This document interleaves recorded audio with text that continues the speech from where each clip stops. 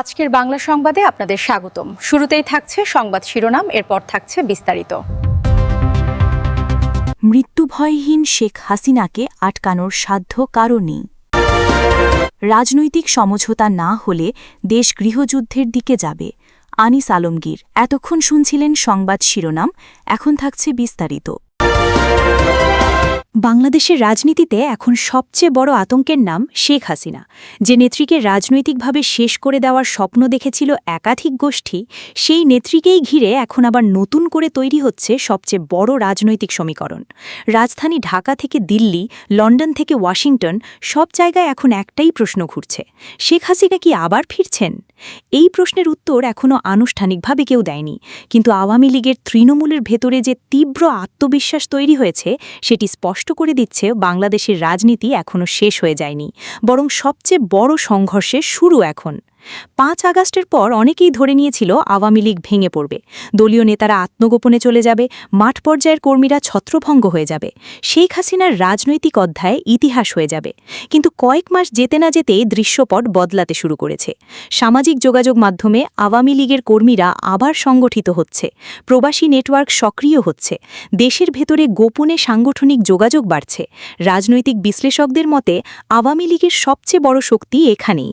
এই দরকে শুধু প্রশাসনিক চাপে দুর্বল করা যায়, কিন্তু আবেগ থেকে মুছে ফেলা যায় না। কারণ আওয়ামী লীগ শুধু একটি রাজনৈতিক দল নয়, এই দল বাংলাদেশের স্বাধীনতা, মুক্তিযুদ্ধ, বঙ্গবন্ধু এবং রাষ্ট্রীয় ইতিহাসের সঙ্গে জড়িয়ে থাকা সবচেয়ে বড় রাজনৈতিক পরিচয়গুলোর একটি। এই কারণেই শেখ হাসিনার নাম এখনও দেশের কোটি মানুষের আবেগের জায়গা দখল করে আছে। বাংলাদেশের রাজনৈতিক বাস্তবতায় আরেকটি বিষয় এখন পরিষ্কার হয়ে উঠছে: মানুষ উন্নয়ন চোখে দেখে বিচার করে। পদ্মা সেতু, মেট্রো রেল, রূপপুর পারমাণবিক বিদ্যুৎ কেন্দ্র, বঙ্গবন্ধু টানেল, এলিভেটেড এক্সপ্রেসওয়ে, এসব শুধু অবকাঠামো নয়, এগুলো আওয়ামী লীগের রাজনৈতিক অস্তিত্বের প্রতীক হয়ে গেছে। বর্তমান সরকারের সবচেয়ে বড় সংকট এখানেই, কারণ তারা এখনও জনগণের সামনে সেই মানের দৃশ্যমান উন্নয়নের গল্প দাঁড় করাতে পারেনি, বরং অর্থনৈতিক চাপ, দ্রব্যমূল্যের ঊর্ধ্বগতি, জ্বালানি সংকট, ডলার সংকট, এসব কারণে সাধারণ মানুষের হতাশা বাড়ছে। আর ঠিক এই জায়গাতেই আওয়ামী লীগ নতুন করে রাজনৈতিক জায়গা খুঁজে পাচ্ছে। বিশ্লেষকদের মতে শেখ হাসিনার সম্ভাব্য প্রত্যাবর্তনের আলোচনা সবচেয়ে বেশি অস্বস্তিতে ফেলেছে বিএনপিকে, কারণ বিএনপি এখনও তাদের রাজনীতিকে ইতিবাচক রাষ্ট্রীয় রূপরেখার উপর দাঁড় করাতে পারেনি। তাদের পুরো রাজনীতি এখনও আওয়ামী লীগ বিরোধিতার উপর নির্ভরশীল। অন্যদিকে আওয়ামী লীগ এখন উন্নয়ন বনাম অস্থিরতার নতুন রাজনৈতিক বয়ান দাঁড় করানোর চেষ্টা করছে। এই বয়ানের কেন্দ্রে রাখা হয়েছে শেখ হাসিনাকে। রাজনৈতিক পর্যবেক্ষকরা বলছেন, শেখ হাসিনার সবচেয়ে বড় শক্তি হল তিনি নিজেকে শুধু একজন দলীয় নেত্রী হিসেবে প্রতিষ্ঠা করেননি, তিনি নিজেকে রাষ্ট্রীয় ধারাবাহিকতার প্রতীক হিসেবে দাঁড় করিয়েছেন। এই কারণেই রাজনৈতিক আঘাতের পরও তার নাম মুছে যায়নি, বরং সময় যত যাচ্ছে তাকে ঘিরে রাজনৈতিক কৌতূহল আরও বাড়ছে। দিল্লির ভূমিকাও এখন বড় আলোচনার বিষয়। ভারত আনুষ্ঠানিকভাবে খুব সতর্ক অবস্থান নিলেও বাস্তবতা হল বাংলাদেশ ভারতের জন্য শুধু প্রতিবেশী রাষ্ট্র নয়, এটি কৌশলগত নিরাপত্তার অংশ। বাংলাদেশে অস্থিতিশীলতা মানে ভারতের পূর্বাঞ্চলে নিরাপত্তা ঝুঁকি, সীমান্ত, বাণিজ্য, উগ্রবাদ, আঞ্চলিক রাজনীতি, সবকিছুর সঙ্গে বাংলাদেশের স্থিতিশীলতা জড়িত। এই কারণেই ভারতের নীতি নির্ধারণী মহলে আওয়ামী লীগকে পুরোপুরি বাতিল করে দেওয়ার মতো মানসিকতা নেই, এমনটাই মনে করছেন বিশ্লেষকরা। শুধু ভারত নয়, আন্তর্জাতিক শক্তিগুলোর হিসেবও বদলাতে শুরু করেছে।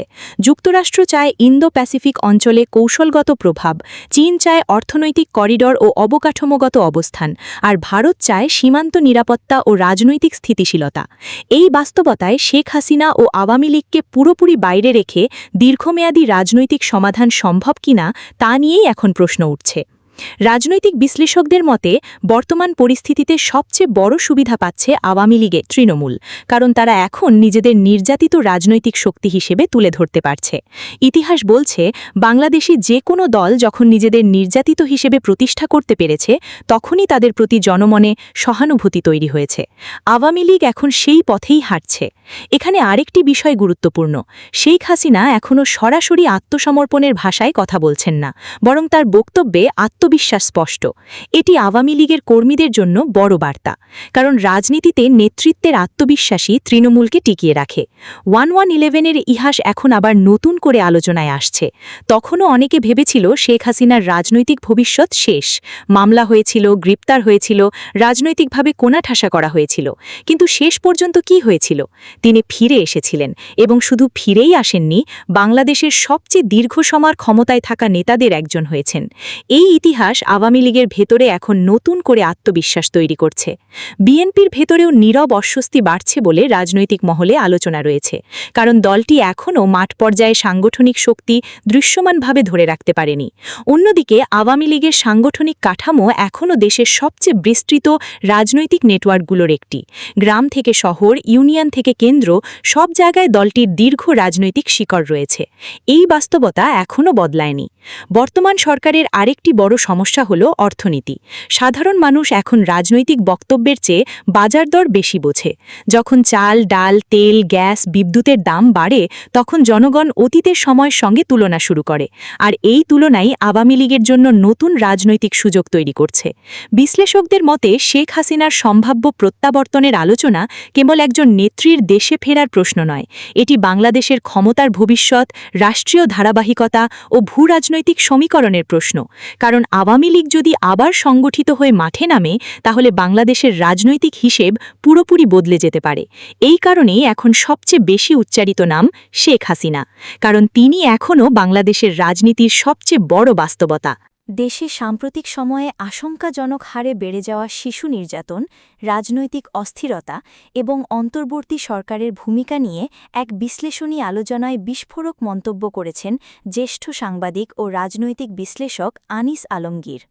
তিনি সতর্ক করে দিয়ে বলেছেন, দেশের রাজনৈতিক চরিত্র ও সিদ্ধান্তে পরিবর্তন না এলে দেশ গণ অভ্যুত্থান নয়, বরং গৃহযুদ্ধের দিকে ধাবিত হতে পারে। সম্প্রতি পালস অফ পলিটিক্স নামক এক টক শোতে সঞ্চালক শারমিন চৌধুরীর সঙ্গে আলাপকালে তিনি এসব কথা বলেন। আলোচনায় উঠে আসে রামিসা ও ইরা সহ সাম্প্রতিক একাধিক শিশু ধর্ষণ ও হত্যাকাণ্ডের বিষয়, সিলেক্টিভ প্রতিবাদ ও সামাজিক অবক্ষয়।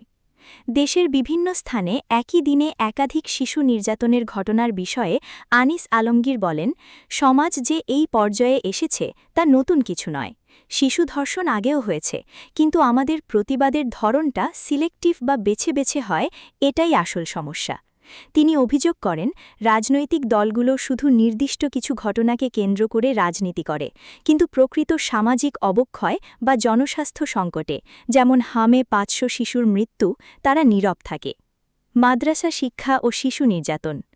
মাদ্রাসাগুলোতে শিশু নির্যাতনের খবর বেশি আসার পেছনে দারিদ্র্যকে দায়ী করেন এই বিশ্লেষক।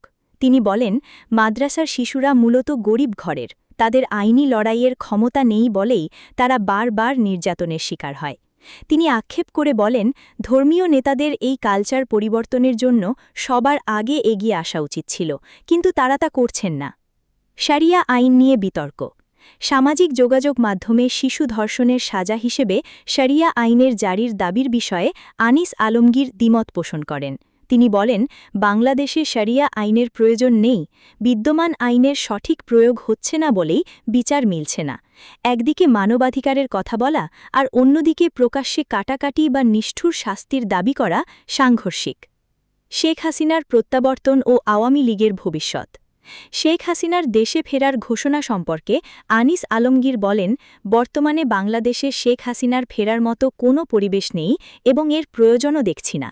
মানুষ মাত্র একটি নির্বাচনের পর একটু স্বস্তির নিঃশ্বাস ফেলছে। তিনি আরও যোগ করেন, শেখ হাসিনার উচিত হবে এখন ধৈর্য ধরা এবং নিজের দলকে সংগঠিত করার দিকে মনোযোগ দেওয়া।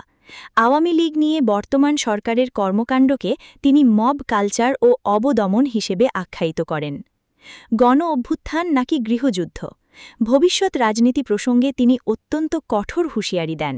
তিনি বলেন, গণ অভ্যুত্থান কি ছেলে খেলা যে 2 দিন পরপর হবে? জামায়াত বা অন্য কোনো দল গণ অভ্যুত্থান ঘটাতে চাইলে সেটি সফল হবে না, বরং একটি বড় রাজনৈতিক দলকে অবদমন করার ফলে দেশ এখন গৃহযুদ্ধের দিকে ধাবিত হচ্ছে। ইউনূস প্রশাসনের সমালোচনা করে তিনি বলেন, 5ই আগস্টের পরবর্তী সময়ে মব কালচার এবং 32 নম্বর ভাঙচুরের মতো ঘটনাগুলো সমাজকে উগ্রতার দিকে ঠেলে দিয়েছে। সরকার যদি সব পক্ষকে নিয়ে একটি স্থিতিশীল পরিবেশ তৈরি করতে না পারে তবে পরিস্থিতির আরও অবনতি ঘটবে বলে তিনি আশঙ্কা প্রকাশ করেন।